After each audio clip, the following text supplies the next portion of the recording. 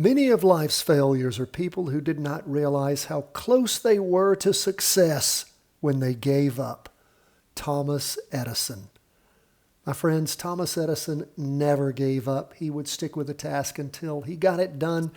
And I would just encourage you, stay with us. We are entering that season of the year where the adage, sell in May and go away. Live to trade another day. We look here as we were getting close to entering this season, and we can see just how the markets have been sliding sideways now for a couple of weeks. Again, we're getting into those summer doldrums. Why? Because so much of the volume goes out of the market. The big money takes vacation, as they say, and it gets crappy. But that's okay. We'll continue to follow these markets. We will not give up. We will be like Thomas Edison. We will keep pushing through and struggling along. And again, if you can make it through the summer season and have some wins, then you are getting closer and closer. So stick with us. Don't give up. Don't be like the wimps who are just those fair weather friends. I can see it when the channel swells, when the markets are really moving along and everybody's jumping in trying to learn. The people who stick with it, though, will be the ones who master it. What do we see going on in the market today? Basically flat on the S&P 500, up 0.03%. Again, starting another weak week. It looks like we're still, charting an up move. Not a lot of volume in the market today, you can see. But again, up in the morning, about the same in the afternoon. Again, just a little bit. Not much happening, but we'll wait, watch, and see. I'm waiting to see if this is either a digestion of the prior gains, if we're going to have some kind of ceiling here and a bounce off and a sharp move down. I don't know, but we'll wait, watch, and see. Up a little more for the day, 0.25%. We see the NASDAQ 100. And again, just sort of edging along, moving up a little bit.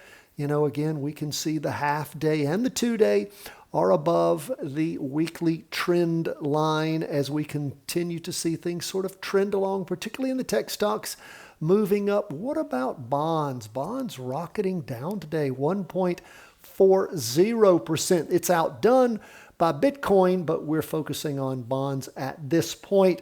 We can, of course, see where over the last many days on that 2-day chart, things have been moving down. Over the last 3 days, we can see the half-day chart really rocketing down. Last week was a red spinning top. Of course, the week before was a green spinning top. The week before that, starting the 17th of April, was a red down candle. Looks like we have bounced off, of course, the purple line where we have seen things bounce off a few times on bonds. And at least as far as the way this week is starting out, first day of this latest 2-day candle 2, we see things heading down. Now, what about gold? It's up a little bit, 0.12%, so a little over 0.1%. We look at last week where we saw things spike up some. This week again, moving up. We shall keep an eye on things. Those prior 2-day candles, strong volume there. And again, not super strong volume yet. First day of this latest 2-day candle. We did see things rocket down on Friday and then stabilize a little bit today. What about Bitcoin? Down 7.89%.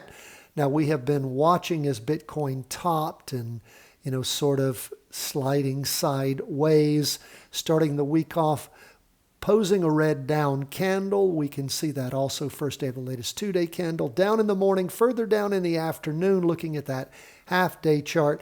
So again, would love to see Bitcoin pull back and then start moving in a discernible pattern. As I have said for many months, we shall wait, watch, and see. That's where we are, folks, as we end the day on Monday.